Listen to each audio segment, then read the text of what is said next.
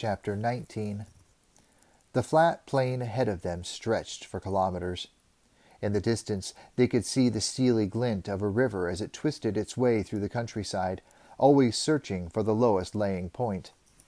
Immediately before them, at the base of the ridge upon which they found themselves, the grass sloped gradually down. Then the land changed dramatically. Gaunt, bare tree trunks rose from the flat ground, massed together in irregular ranks. Their bare limbs reached to the sky, jagged and uneven, devoid of any covering of leaves, twisted into weird shapes, as if in agony and supplication. There were thousands of them, possibly tens of thousands, in close-packed ranks, and all of them were dead, gray, and bare. To Will's eye, used to the soft green tones in the forests around Castle Redmont and Seacliff, the sight was unutterably sad and desolate. The wind sighed through the dead branches and trunks, whispering a forlorn sound that was only just audible. Without a cloak of leaves, and with their inner layers long devoid of sap, the branches didn't sway gracefully. They remained stark and stiff, their sharp, ugly lines unwavering as they resisted the gentle force of the breeze. Will guessed that in a strong wind the dead limbs would crack and split by the dozens, falling to the ground below like so many warped gray spears. "What is it, Halt?" he asked. He spoke in almost a whisper. It seemed more suitable somehow in the proximity of so many dead trees. "It's a drowned forest," Halt told them.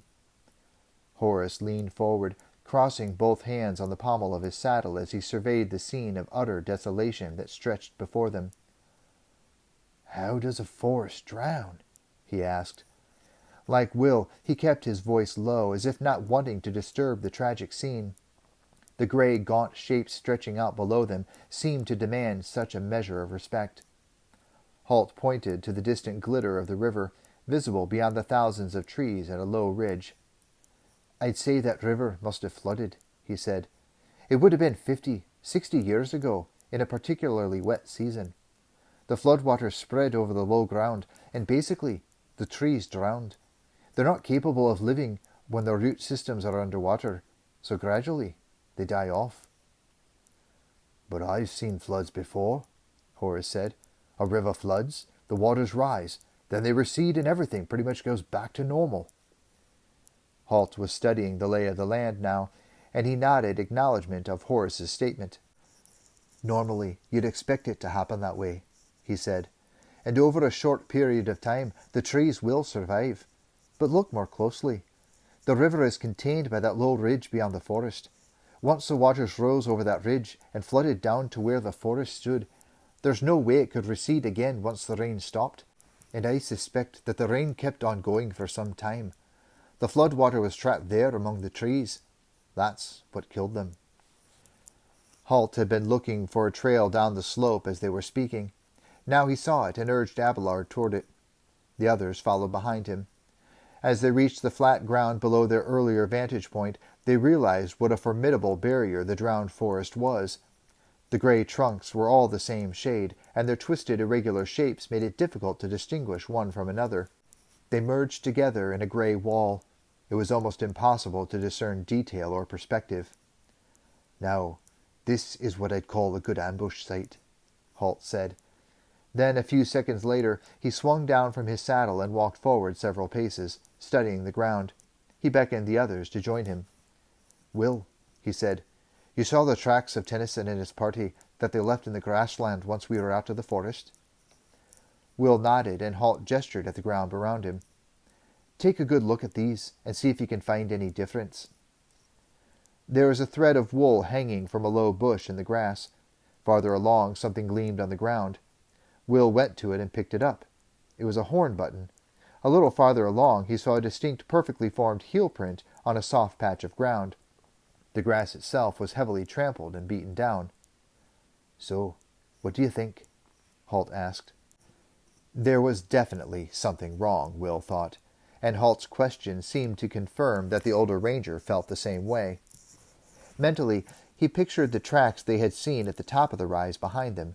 Vague impressions in the dirt, occasional bruised blades of grass, almost invisible to a follower. Now here, conveniently, there were threads, buttons, and a deep footprint. Just the sort of thing that Tennyson's party had seemed to be avoiding only a few 100 meters away, and the line of visual cues pointed in one clear direction, into the dead forest. "It all seems a little obvious," he said at length, and the moment he said it, he realized that that was what had been bothering him about these tracks. Suddenly, after leaving a trail that could be followed only by highly trained trackers, the party ahead of them were leaving tracks that even Horace could follow. "Exactly," Halt said, staring into the grey depths of the dead forest. "It's all very convenient, isn't it?" "They wanted us to find the tracks," Will said. It was a statement of fact, not a question, and Halt nodded slowly. "They want us to follow," Horace said, surprising himself slightly. Halt gave him a grin. "Well thought out, Horace. That cloak must be making you think like a ranger." He gestured toward the forest ahead of them. "They wanted to make sure that we knew they'd gone this way, and there's only one reason for them to have done that." "They're waiting for us somewhere in there," Will said. Like Halt, he was gazing steadily into the grey wasteland that faced them, frowning slightly as he tried to discern some sign of movement, some out-of-place item among the long dead trees. He had to blink several times. The tree trunks merged together in his vision and seemed to blur it into one mass. "It's what I'd do," Halt said quietly. Then, with just a hint of contempt, he added, "Although, I hope I'd be a little more subtle about it. Those signs are almost an insult to my intelligence." "They're not to know that, of course," Horace put in. "None of them will have had much to do with ranges before." Halt nodded.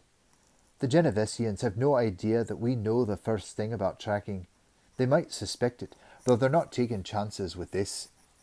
He indicated the footprint, the thread, and the horn button. "This is spoon-feeding." "So, what do we do now?" Horace asked. "What we do now," Halt replied, "is have you take the horses back a few 100 meters and wait. Will and I will flush out these Genevesians." Horace stepped forward to remonstrate with the ranger, his hands outstretched. "Oh, come on, Halt. You can trust me." But Halt was already shaking his head, and he laid a hand on Horace's forearm to reassure him. "Horace, I trust you every bit as much as I trust Will, but this is not the sort of fight you're trained for, and you're not armed for it either," he added. Without his realizing it, Horace's hand dropped to the hilt of his sword, sheathed at his side. It was an instinctive gesture. "I'm armed all right," he insisted. "Just let me get to close quarters, and I'll show those assassins how well armed I am.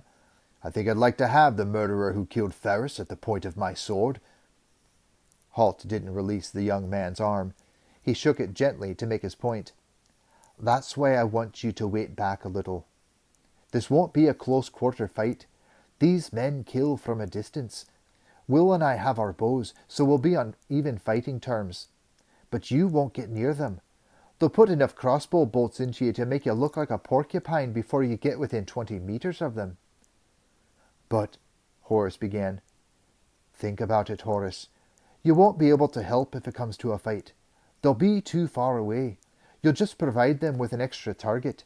And if Will and I have to keep an eye on you, we won't be able to concentrate on finding them and killing them before they kill us.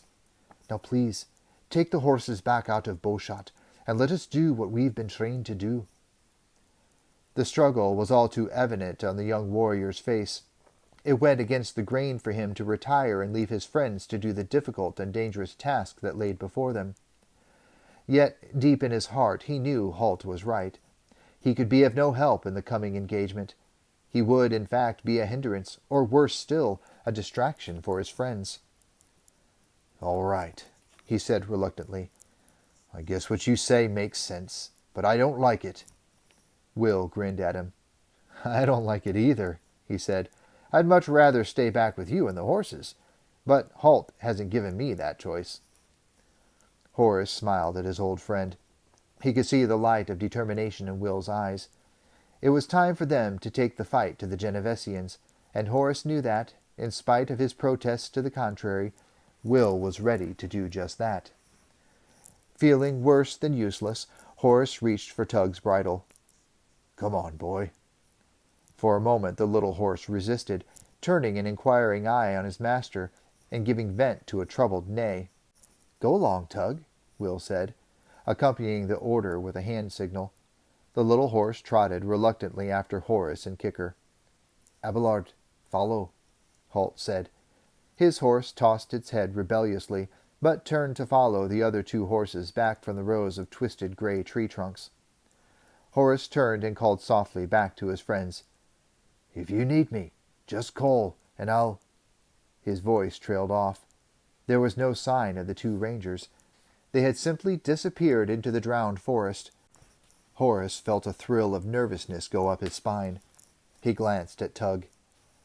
"Gives me the creeps when they do that," he said. Tug shook his head violently, vibrating his shaggy mane in agreement. "Still," he said, "I'm glad they're on our side." Tug regarded him out of one eye, his head cocked to the side. "That's what I was trying to tell you," he seemed to be saying.